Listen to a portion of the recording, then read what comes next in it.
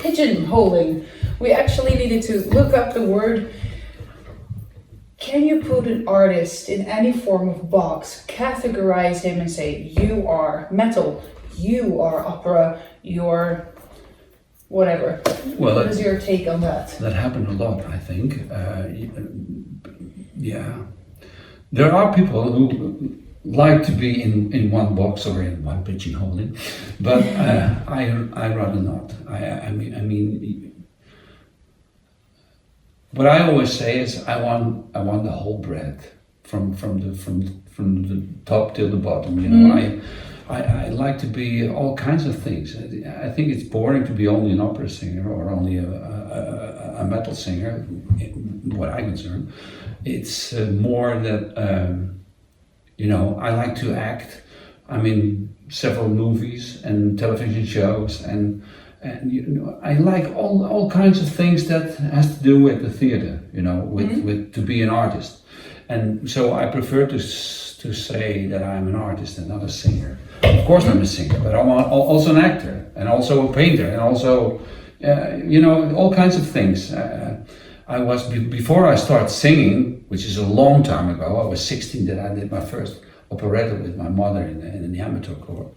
But I was a billiard maker. I made billiard tables, and I like that too. So you know, I think it's boring to be in one position. I remember, for example, there was an opera singer. She was so fantastic and so perfect that it started to be boring, you know. And Maria Callas, which was an opera singer, very famous one, and sometimes she was really off pitch singing, screaming.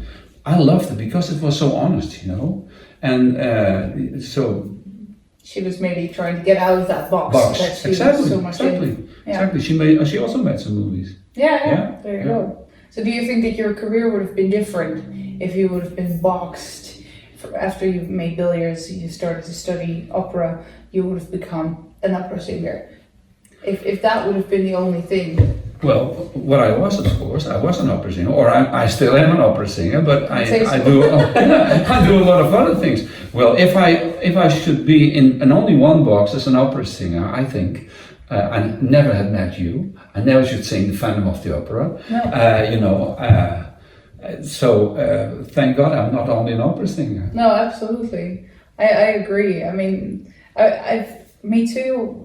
I really agree that boxing, categorizing, pigeonholing artists is maybe only for commercial purposes. If you need to tell to somebody who might be interested in our music, it's this and this kind of music. Then again, I've had it in my own career where I had a band in my early days where I started singing, and I started singing in what I thought was a metal band.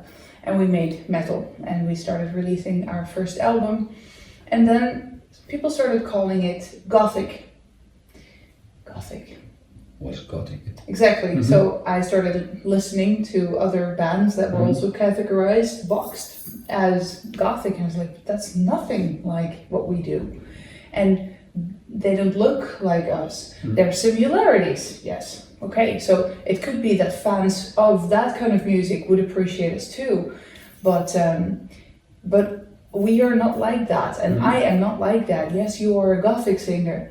No, I'm actually not. No, I'm a singer. As far as I'm concerned, and at least I'm into metal, and at that time it was quite important that I would say I'm metal and I want to be that, and also because a lot of metalheads don't really appreciate anything else than that, and surely heavier listeners, anything towards gothic was immediately a no-go. So the box that we were put in, not by ourselves, but by the commercial world, did not actually help us very much, because a lot of people never listened to us, but maybe would have if it was exactly that. Yeah, and how often we didn't hear that if they would sort of randomly stumble upon us on a festival, say, damn, I had no idea that it was like this because I thought it was, and then the wrong box. Yeah. So yeah, that boxing only made things, it limited so much, and I think nowadays they would maybe not really say it's only this or that, it's for listeners that also appreciate. So at least it's not so tight anymore that you have to be something, but Well, it's very difficult because people are thinking in one way, in a box frame or in a pigeon frame. It's ridiculous. I remember that when I did my first musical, Les Miserables, in 1991, I should have done also an opera here with the Dutch Opera, and they couldn't change the idea from Henk Poort is an opera singer. He's doing musical, so then he can't sing opera anymore. That was happening, and I remember that I had an agent at that time, and he said, I wanted to introduce you at an opera somewhere in Germany. It was, but they said, what is he doing at the moment? He said, well, now at the moment he's singing Fiddler on the Roof. I said, oh yeah, then it's a singer over the hill. If you do opera and then you start to sing Fiddler on the Roof, which is a musical, then I think he's over the hill, so he can't sing anymore. Which is ridiculous, I did during Phantom of the Opera, I did 6 operas, real operas. Phantom of the Opera is a musical. And so people always think that if you this, you're that, and with what I'm concerned is ridiculous. It's I totally agree. I think it's nice to be multiple things because it also it triggers the artist in us to explore new areas. And my last Floor Finds was with Anke van Grunsven, who also, we all know that she's a fantastic dressage writer, but after she kind of explored everything towards the top and over and back, she's like, now I think I do that really well, but I don't feel challenged there anymore, so I want to do something completely different. And she started doing Western writing. You see? Completely, still writing, but something out of the box. And I thought, that's great. Maybe she's never going to be the best reigning writer in the world, but that's not the point. No. And I think it both makes you investigate new areas. Maybe you do find a new hidden talent there, but it also gives you new energy for the things that you already did and already are good at. So for me also with singing, it's always been so interesting to explore everything and to find out how far can you go, and where am I good at, maybe even excellent at, and where am I not that great at. So I try to go explore new techniques with singing distorted and even grunting, growling, real metal.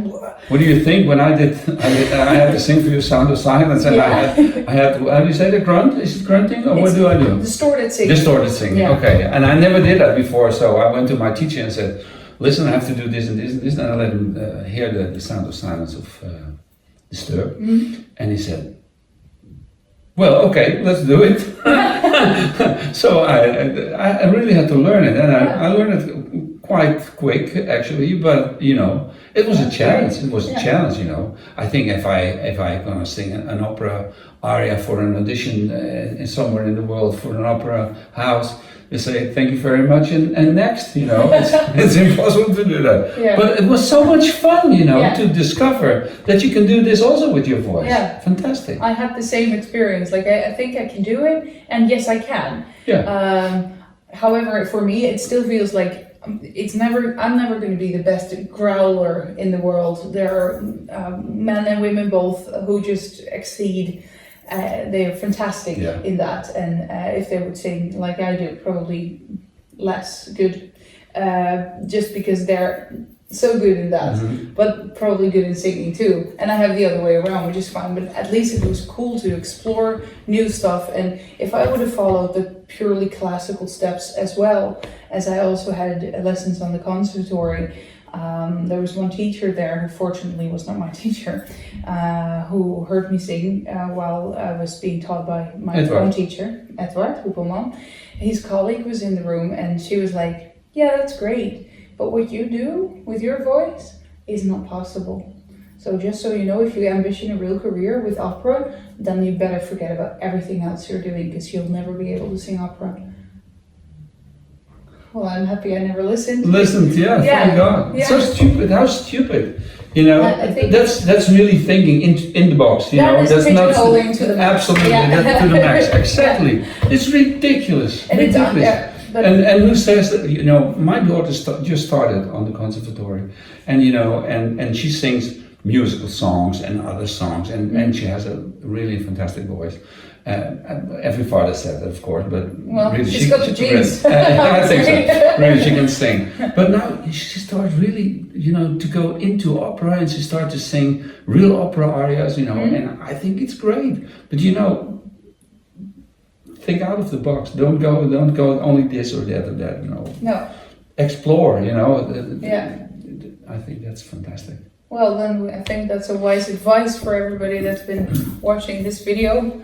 Explore the box and step out of it. Yeah, absolutely. Climb out of it. Yeah. That's nice, yeah. Brought us a whole lot. Absolutely. Yeah, all of us. Yeah. All right. And there's still a lot to experience.